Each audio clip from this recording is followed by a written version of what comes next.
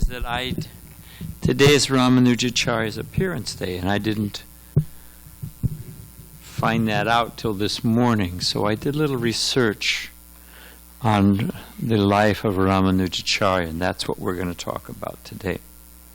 Hey, Mukunda.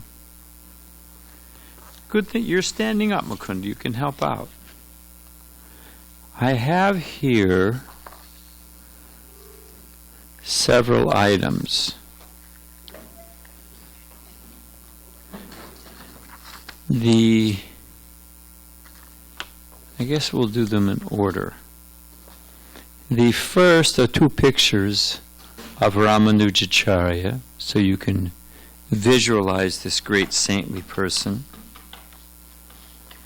And he's intimately connected, we'll talk about that in a minute, with the Sri Rangam temple in South India. And the deity is Ranganath, so it's Lord Narayan lying down. So here's a beautiful picture, don't let this touch the ground, of the deity that he was worshipping. Here's the Gopuram.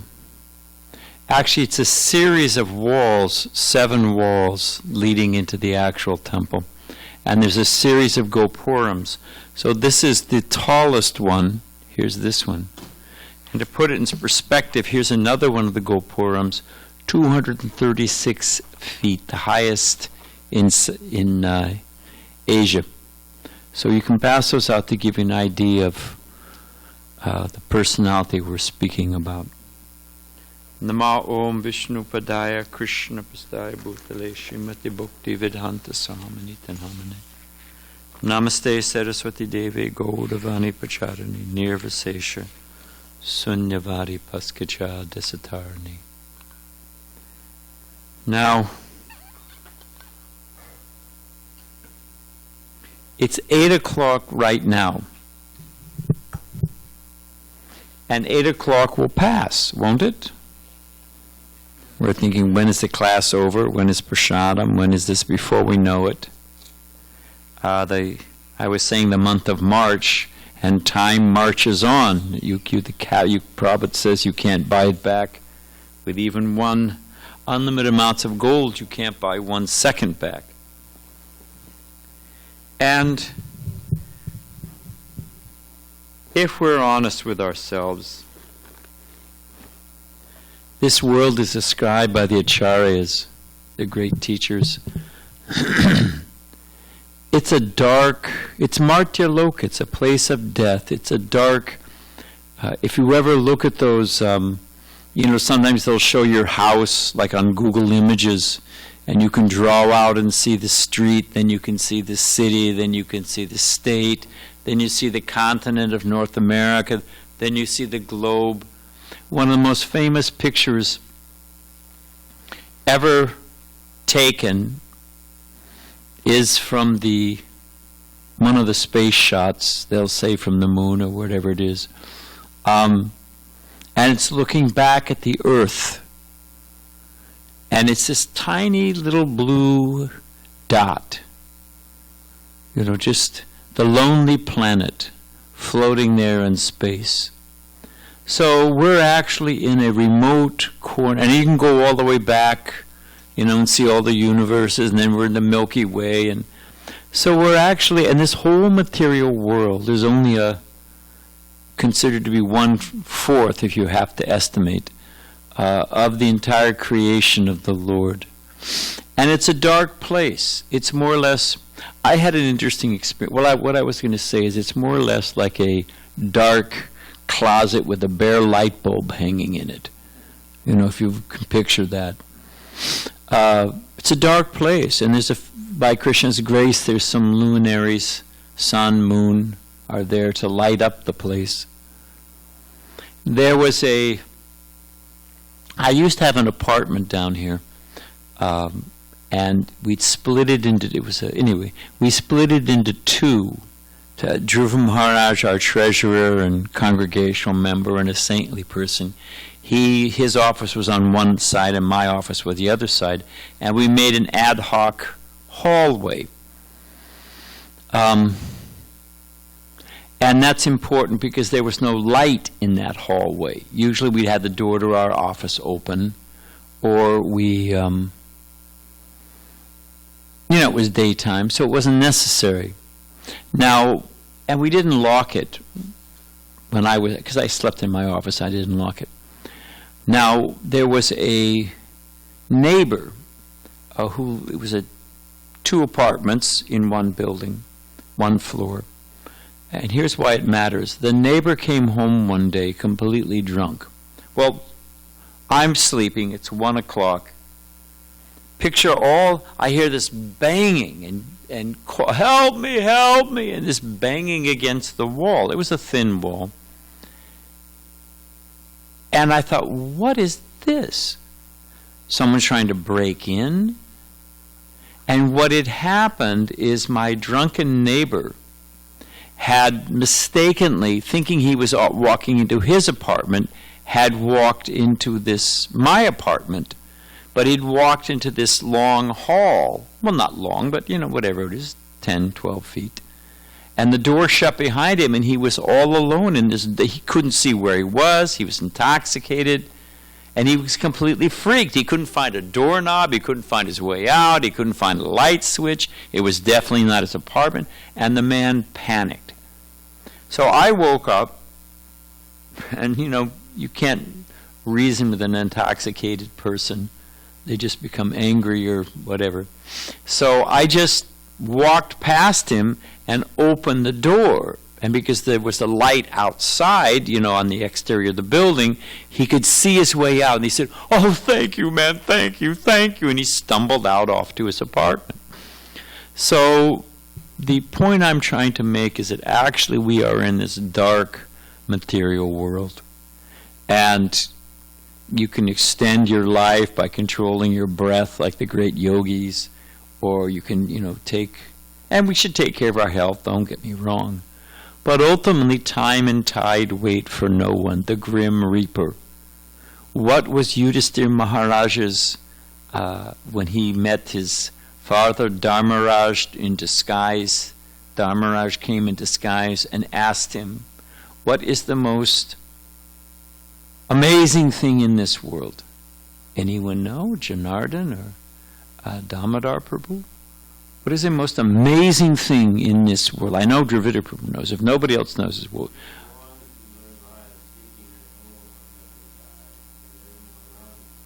There you go. Everyone around us is dying, and we think, well, there's the poet, I think it's William Carlos Williams. He says, "I knew that man was mortal, but I always thought an exception would be made for me." Huh? Oh, thank you. So it is a dark, dank world. Death is inevitable.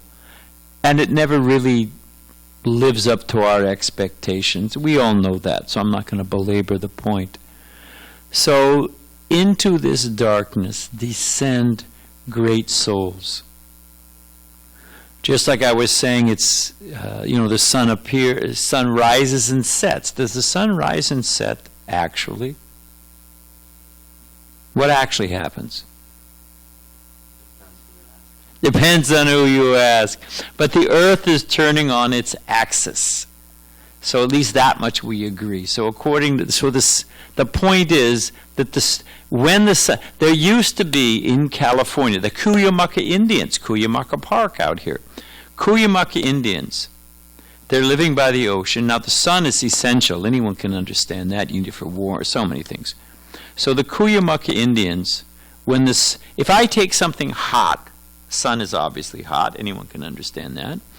Without any great deep science, the sun comes up, things warm up. If I take something hot and I put it in water, what happens? If I have a red hot metal poker and I stick it in the water, what happens? It goes out. So you can imagine these Adivasis, Aborigines, whatever it is, they see the sun rising and they see the sun setting in the Pacific Ocean. So they're freaked. Oh my gosh, the sun is going out. So there was one priest, talk about job security. There was one priest, his job was to pray all night long and perform some kind of juggas or Native American sacrifices, whatever it was, that the sun would come up the next morning. He had a great job. Everybody loved him because what happened every day? Sun came up. So, but we know for a fact that the sun, it is our vision that is blocked. So there are nitya baddhas. We are eternally conditioned souls. There's nitya baddhas, eternally conditioned. Actually, it's said nitya baddha because it seems like almost forever. We've been in this material world so long, you can't even trace out the origin of the thing. So, although originally we were with Krishna. But there's nitya siddhas. Nitya siddha means what? Eternally liberated, eternally perfect. And they descend to this world. And they come down to shine that Vedic knowledge. What did we read this morning? Don't stay, turn to the light. Yeah, the Vedic aphorism, don't turn to the light. So these great saintly persons, like, not just in the analogy, certainly not in my qualities, but just like I opened the door and the man could see his way out, then he was so grateful. So these great saintly persons appear before us, and they show us the way out. They show us the light back. Don't stay in this dark world. There's the bright spiritual world. Go back home. Go back to Godhead. So that's why these days matter. So we're going to just narrate in the few minutes left, if I can find my glasses. I had a great experience at SanDiego State one time. There was a professor there, and he was an empiricist, a hardcore materialist, reductionist. Everything can be understood by the senses. If you can't measure it with your senses, it has no reality. So he was, I've told this before, but I'm going to say it again for our internet crowd. So, and he was, I was there speaking at his class, and it got to the question and answer point, and he was harping on this.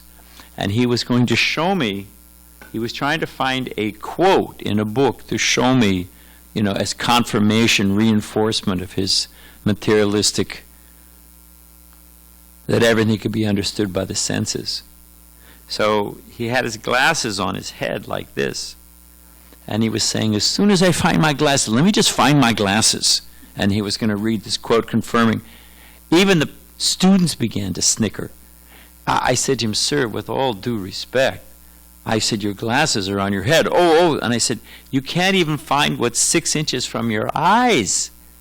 And you're going to find the absolute truth with your senses? I mean, please show me the Please show me the seamless logic of that. So these great saintly persons appear before us. And Ramanujacharya is one of those great saintly persons. There are 4 sampradayas. What is it? Evam parampara praptam imam rajar sayu vidu, Krishna describes in Bhagavad Gita, that one has to take initiation, tadvidi pranipatena, from a bona fide spiritual master who's seen the truth. And that seeing the truth is that chain. Ultimately you have to, what is it, Teni Brahma Hridaya Adhikavaye is where our line comes from. So there's 4, Krishna enlightened Lord Brahma within the heart. So there's 4 bona fide sampradayas. It's not like, was it Mayor Baba? Oh, I forget who it was. It might have even been, it's one of those guys who, as a 7-year-old boy, fell off a donkey and was kicked in the head. And when he came to, no, it's true. It's in there in the biography of the man. And when he came to consciousness, he realized he was God. Now, frankly, I think something was knocked loose when the donkey kicked him in the head. But and they start their own line. What is your source? Well, how did you know? How do you know? If it's not, if it's descending if it's revelatory, if I have no idea what's happened. There's a crash on the other side of the wall. I don't know what it is. Maybe Kanai Balai fell off his bicycle. Who knows what happened? Maybe the washing machine blew up. I don't know what happened, you know. But if somebody from outside comes and says, hey, this just happened, meteor just struck, you know, whatever. Okay, well, that's what happened. So we have to hear. So there are 4 bona fide sampradayas, Vaishnava sampradayas. Can anyone just name one? There's 4. Can anyone name one of the sampradayas? The Brahma Sampradaya, which we're in, the Brahma Madhava Gaudiya Vaishnava Sampradaya. So coming from Lord Brahma, that's a bona fide line. What's another one? Shri Sampradaya, what's another one? Rudra, which means Shiva Sampradaya. And what is the other one? Is the Kumara Sampradaya, coming from the 4 Kumaras. So from the 4 Kumaras, from Lakshmi, from Lord Brahma, or Lord Shiva.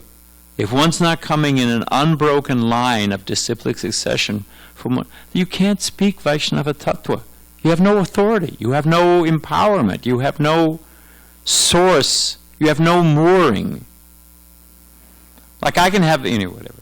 We'll push on. But I can have so many extension cords. If the cord is plugged in here and then there's no connection and the plug picks up over here, and I say to Janardhan, hey Janardhan, how come this light won't go on? Well, he'll say, well, is it plugged in, Swamiji? Hey, maybe you need to plug in the and then the light goes on. So that's the basic principle. So Ramanujacharya appeared in the Sri Sampradaya, Lakshmi Sampradaya, Sri Sampradaya. And he was born, or appeared, I should say, because they're not taking birth under karmic, in 1017 in South India, in Tamil Nadu. And he lived for 120 years. Powerful personality. So he, even as a young man, before he met his spiritual master, he was actually he had a family guru. There's a whole story about his family guru was actually an impersonalist. And his family guru even tried to kill him, but we're not going to get into all that. He had an amazing life growing up. But just as a sample, his guru was also a mystic yogi and a exorcist. These things are going on. So there was a princess, the local king's daughter became haunted by a ghost. So they brought, I forget the name of his family guru, but he couldn't do it. None of these mystics, no one could, no Ayurvedic, nobody could cure her. And Ramanujacharya, simply by chanting, immediately the ghost was gone. So he was recognized, even from his youth, as a very powerful personality. Actually, his guru became a little envious. That's the seed of envy was pointed at that time. He was, now later on, he took initiation from Yamunacharya. And Yamunacharya gave him a mantra and told him, anyone know what he told him? Don't share it, keep it secret. You get this, I think, TM, don't they? You get a secret mantra. The reason they don't tell is because we have devotees from Australia that they're Prabhupada disciples, but they were originally into TM. There's a whole group of very nice devotees. Aniruddha was one of them, I believe. Maybe Tirtharaj, I'm not sure, but Pratapana Prabhu. Very nice leaders in the Australian yatra. And they were all followers of, who's our friend? Maharishi Mahesh Yogi. And they all got secret mantras, but after they became devotees, they were just sharing their pastimes. And turns out there's only like 4 or 5 mantras, if that many. Ing, Aing, Klim. So, they all had the same mantras. And it says if you don't receive a mantra from a bona fide spiritual master coming in disciplic succession, just like you can get the Gayatri mantra, there's Gayatri incense. You can buy a pack of incense in India Gayatri incense with the Gayatri mantra, the first line of Gayatri, written on the packet. But it's compared to offering ghee on ashes. If you offer ghee on a fire, swaha. If you offer it on ashes, nothing happens. So if you don't have initiation by a bona fide spiritual master coming in Sampradaya, your mantra will be like offering ghee onto ashes. So he was given a mantra by a bona fide spiritual master. And actually it was a test. The spiritual master told him, don't share this, keep it secret. So as he was, Om Namo Bhagavate Vasudevaya was that mantra, which we chant every morning before Bhagavatam class. He was feeling such ecstasy from that mantra and such spiritual enlivenment and realizing Krishna within his heart, he began distributing it far and wide. And his spiritual, just like Chaitanya Mahaprabhu in South India, he would make one person a disciple, and they would start chanting, and they'd meet. It was like a chain reaction, like dominoes. And if you even came to the village where Chaitanya Mahaprabhu would pass through, everyone was a pure Vaishnava chanting Hare Krishna. So his guru began following the trail, like you follow breadcrumbs or whatever, of all these ecstatic, newly initiated Vaishnavas chanting this mantra. And finally, he caught up with his disciple, Ramanujacharya, who was freely distributing it. And to test him, his spiritual master said, I gave you this mantra, I told you to keep it secret, you are going to go to hell for breaking your promise to your spiritual master, or not following instructions of your spiritual master. And Ramanujacharya said, I may go to hell, but if this mantra is so powerful and gives so much relief and realization, how can I keep it to myself? Let me go to hell. And he was immediately embraced by his spiritual master, who was deeply appreciative. So this is the mood of Chaitanya Mahaprabhu. We have, who is it, Vasudev Dutt? Let me take all their sins on my head. Let me go to hell and let them be saved.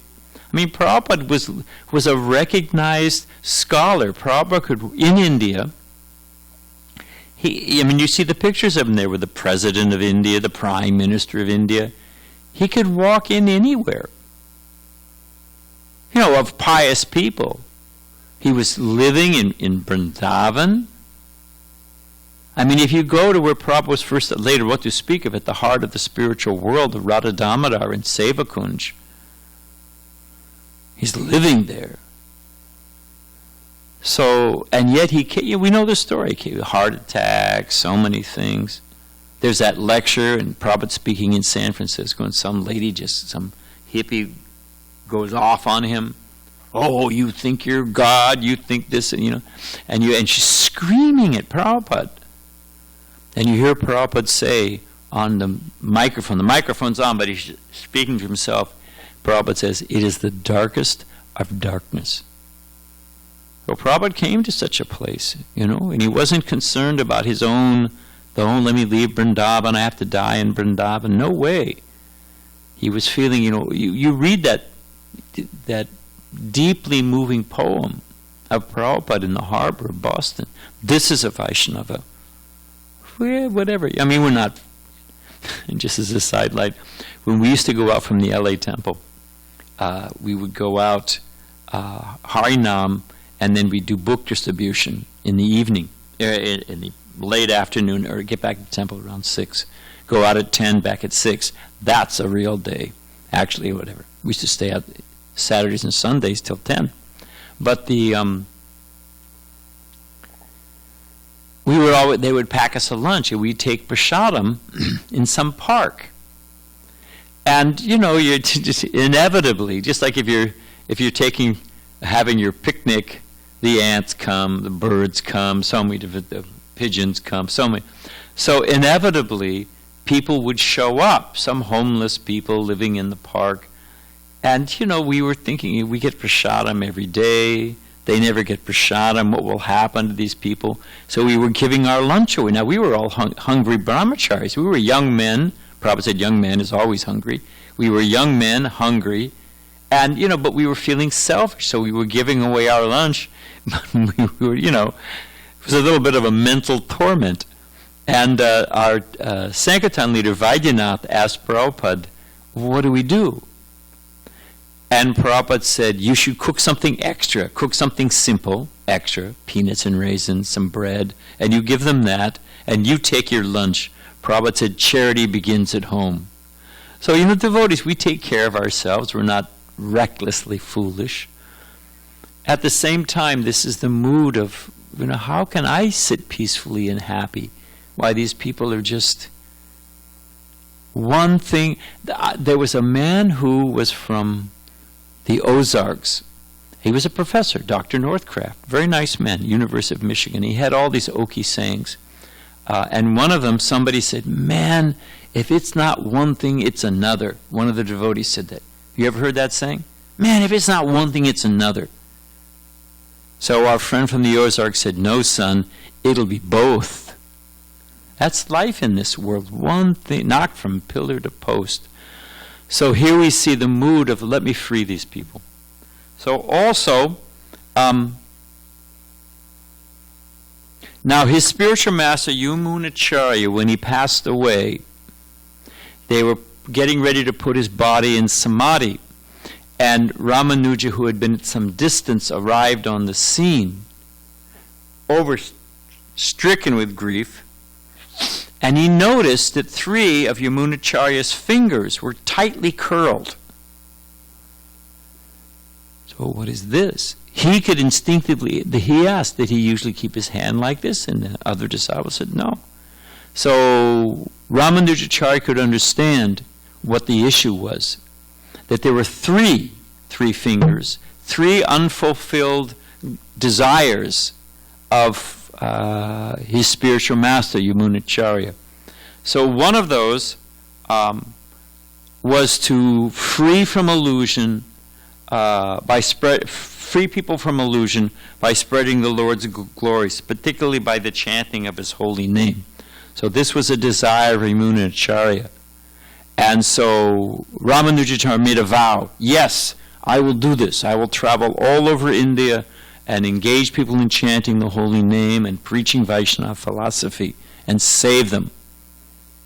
And one of the uncurled fingers opened on his spiritual master. Then he took another vow. He said, I will write, what was the name of the book? I will write the Sri Bhasya commentary on Vedanta Sutra. Vedanta Sutra is considered, Atato Brahma Jigyasya Jamadasa Yataha. This is the beginning of Vedanta Sutra. It's considered the cornerstone of Vedic philosophy.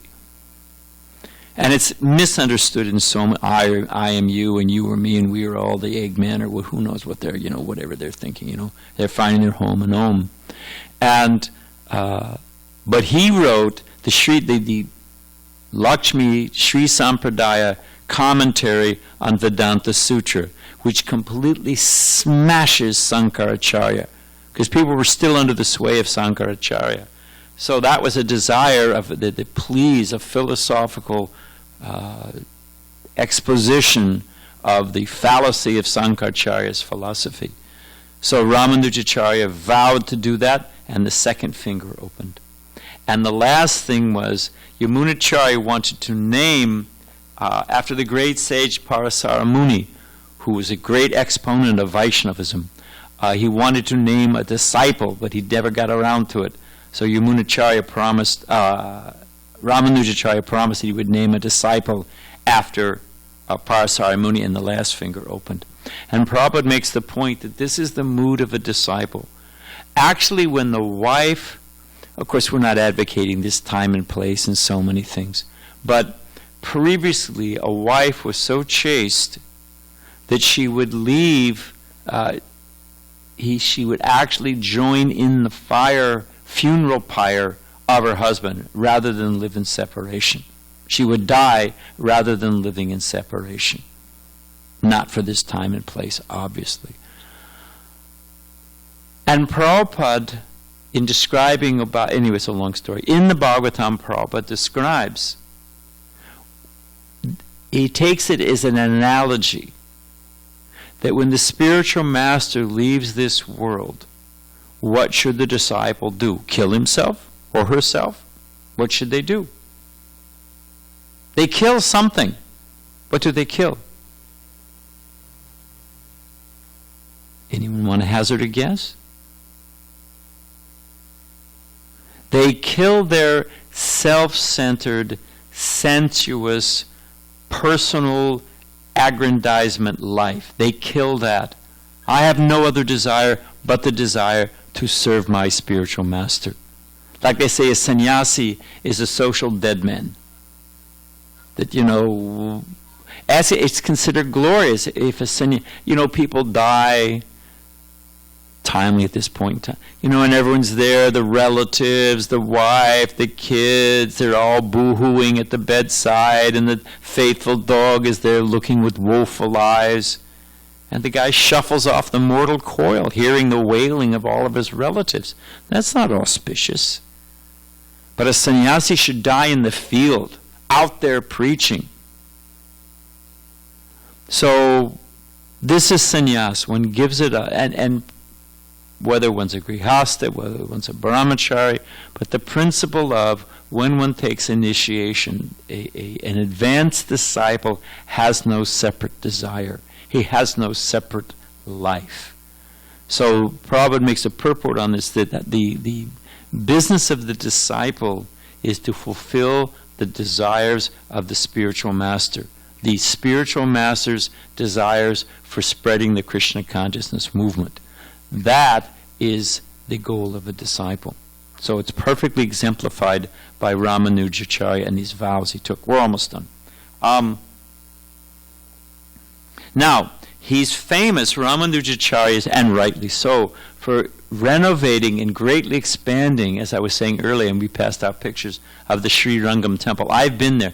It is so impressive. It is a massive complex. It's on an island in the middle of the Kaveri River. It's just, the whole thing is just completely mystical. And it's got these 7 walls, like the 7, coverings of the universe, so many different things. It's very mystically designed. And Ramanujacharya expanded. Oh, before I forget, Ramanujacharya was very expert at deity worship. Still in the Sri Sampradaya we find, just like in Tirupati, Prabhupada said we can learn from them how to do puja, because they're expert. This is a far-out thing. When Prabhupada came to Tirupati, we'll finish in a couple of minutes, but Prabhupada, Chaitanya Mahaprabhu visited Sri Rangam, the preaching center of Ramanujacharya. So it's a most auspicious place. But when Prabhupada visited Tirupati, Tirupati is also in this Sri Sampradaya, they have a VIP guest book that you sign, and they give you the VIP tour and you can sign it. So they gave Prabhupada, a very important Prabhu personality, that tour, and they gave Prabhupada the guest book. You can see it. They showed us when we were there, the GBC. And Prabhupada's comment, anyone know? Prabhupada wrote, very spiritual. And Prabhupada actually asked them, we'd like to have, because they're expert managers. I mean, even the animals on the hill are fed nicely. I don't want to go too far on that. But the point is, because they're saintly, they're very nice, the priests there, and they like us like anything, and we like them. They said, can you give us any advice? Can you give, you've toured everything, you've seen everything, can you give us some instruction? And Prabhupada said, your standard for taking care of guests and for management and for deity worship is par excellence. In fact, I'd like my disciples to be able to come and learn from you. So, but if there's anything missing, it's that you're not spreading the glories of Chaitanya Mahaprabhu, of Krishna, of Sri Ranganath, of Balaji, Srinivas Govinda. You're not spreading the glories. People come and you take good care of them and you explain the Leela and the philosophy, but how are you expanding? And they said in their honesty, we're not very good at that. You're good at that. And they actually gave us, where our temple is at the bottom of the hill, it's right as you go up into the hill. It's right on the Parikram path. They get 8,000 to 9,000, 10,000 guests a day walking through the Tirupati temple, because it's right on the Parikram path. People are walking from all over India. And that land was given to us, not sold, given to us by the managers of the Balaji temple. And anyway, there's so many stories, and I'm trying to think exactly how I got off on that. So he's Ramanujacharya was very expert at the details of deity worship. And he visited Jagannath Puri. Now, Jagannath Puri has an interesting history. Originally as Nilamadava, he was worshipped by the Sabaras in the forest. Now, these are Adivasis. These are just aborigines. I think they were even, correct me if I'm wrong, but they were even keeping pigs, I think, at least initially. So, they're a little spontaneous. Now, of course, now they don't eat pigs, but they're a little spontaneous in their worship. It's quite intimate, it's quite emotional, it's quite spontaneous in Jagannath Puri. I mean, it's wonderful. They do, is it 54 or 56 offerings a day? I mean, just imagine. They have one building, I'm trying to think of exactly, it's at least as big as half this city block, this block. I've seen it. And it's just for rolling chapatis. They have a big plaza, and anyone can come, and you sit there, and you'll get vegetable, rice, chapatis, and dal, free. And they must feed, I don't know how many, a couple thousand people every day, free. So it's a wonderful, spontaneous place, and we read in Chaitanya Charitamrita about it. But they're little, at least at the time, they were a little bit loose on the offerings, and some of the standards and some of the stuff. So Ramanujacharya, after observing it all, met with the king of Puri. The king of Puri, at least in those times, Maharaj Prachaparuta was at the Chaitanya Mahaprabhu's time, who historically was so powerful that the Muslims and the Mughals could not get into Orissa and the top part of Andhra Pradesh. Yeah, he was a very, very powerful king. I mean, Akbar conquered, who knows, Aurangzeb, all the way from Burma to Afghanistan, but they could not conquer Maharaj Prachaparuta because he was a staunch Vaishnava. That's a sidelight. But the point is, so they met, it wasn't Maharaj Prachaparuta, but Ramanujacharya met with the king of Puri and explained that you've got to improve the deity worship, and convinced him, because he's such a saintly person, and he was correct. So the king said, all right, set up all the standards. They trained everyone. And the next day, after training and putting everything in place and getting everybody ready to go, the next morning they were going to initiate this new tight standard of worship. Anybody know what happened that night? Lord Jagannath kicked him out. When he and his followers woke up, they were in Alanath. I don't know how far is the difference? Alanath? I didn't have a chance to look it up, but I think it's like 90 miles. Lord Jagannath said, don't come back. I like the way they worship me. Don't come back. You're very saintly, you're right, no problem, but don't come back. I like the way they worship me. So just to understand how intimate he must be, that Lord Jagannath personally has his pastime with him. So we'll just, one last thing.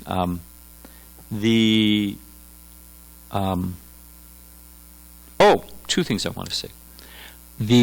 In the course of renovating, at that time people were donating. There's so many far out stories, but we don't have time to get into it. But people were not donating. So Ramanujacharya had 4 disciples with mystic power. One of them could walk on water. The other one could blow on any lock and it would open. The other one could say anything and bewilder you. And I forget what the fourth could do. But he had these disciples. Now, they were preaching, they were collecting money, but there were also a group of robbers that in service of Ramanujacharya, now this is a different time, different place, Don't, okay, we can now use the 5-finger discount, steal the world blind, and it's in Krishna service. No way. Prabhupada said by hook or by crook. And I tell you, we thought crook meant, well, you could bend the law if you were doing it for Krishna.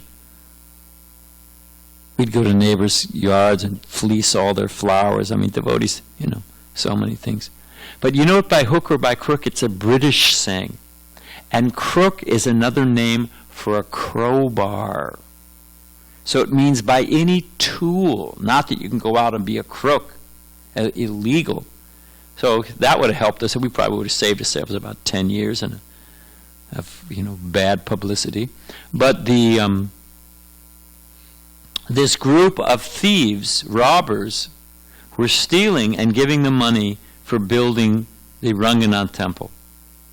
And because no one else was donating, Ramanujacharya let them continue. Lord Shiva can drink poison. We cannot imitate. But as soon as the temple was finished, he told them, stop. Don't do it anymore. But they didn't listen. They just became dacoits, bandits, for their own purposes.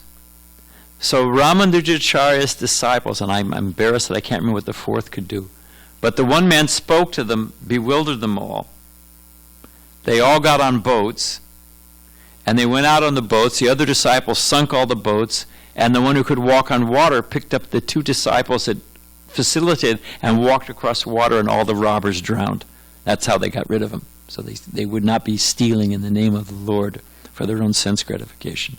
So that gives you an idea, flavor of Ramanujacharya and his mood. The last thing I wanted to say, when you go to Mayapur, you can go to the house of Bhaktisiddhanta Saraswati Thakur, where the Gaudiya, they've got the samadhi where he chanted, and was it 1 billion names? Yeah, he chanted 1 billion names before he started the Sankirtan mission, Srila Bhaktisiddhanta Saraswati Thakur, where you can see that little Bhajan Kutir, and also he built his headquarters there. So many far-out stories, and we're way over time. So we'll just tell this thing. So you'll see his house there, which has the balcony that Prabhupada used. Bhaktisiddhanta Saraswati Thakur would pace back and forth on that veranda, on that balcony, and he'd argue as an impersonalist. Then he'd go to the other side and defeat his argument as a Vaishnava. Then he'd go to the other side and beat that as he'd go back and forth arguing as an impersonalist and a Vaishnava, defeating his own arguments. And when he was like this, he was Nrsimha Guru. He was so powerful, the senior disciples were afraid to go out on that veranda. Prabhupada went and sat out there and listened. And some of his senior godbrothers said, fools rush in where angels fear to go. In other words, we're saintly, we know not to go in there, and you're foolish, you can go and sit on that veranda, but, watch out, you'll get burned. But Prabhupada wanted to hear the arguments. And he would sit alone on and listen. And many, many of those arguments we now find in Prabhupada's purports and Prabhupada's books. So it's just an amazing place to go. Now, there is also a temple, the first temple built by Srila Bhaktisiddhanta Saraswati Thakur is there. And the deities, beautiful Radhakrishna deities. Gandharvika Giridhari. Radharani, the heavenly singer, and Krishna, the lifter of Govardhan Hill. That's the name he gave the first deities. Gandharvika Giridhari. Beautiful Krishna, Radha Krishna. So, but holding up the temple, on the sides of the temple, are 4 pillars. And in each of those wide pillars, there's a shrine. And in each of those shrines, there's one of these 4 Vaishnava Sampradayas. Ramanuja Sampradaya, Sri Sampradaya, Rudra Sampradaya, Kumara Sampradaya, and Brahma Sampradaya. Madhvacharya, Nimbarkacharya, Vishnu Swami, Ramanujacharya. They're the primary acharyas for each of those sampradayas. So you can go there. And, just like in the old days, in the medieval times, people were illiterate. So they made the beautiful stained glass windows which told the stories of the Bible. And, imagery is very powerful. So by the imagery, they got the message and they felt the awe and, power of God when they walked into those cathedrals. They were overwhelming experiences. So in the same way, to help people, they see the 4 Vaishnavacharyas, and they're all supporting Chaitanya Mahaprabhu and Radha Krishna worship. And his point was like rivers enter into the ocean. All 4 rivers enter into the ocean. All the different views fill it, anyway, it's a long thing. But Achinta Beta Beta Tattva is the culmination, the apex. It includes, encompasses, and is the ripened fruit of all the other 4 sampradayas. Chaitanya Mahaprabhu's simultaneously one in difference.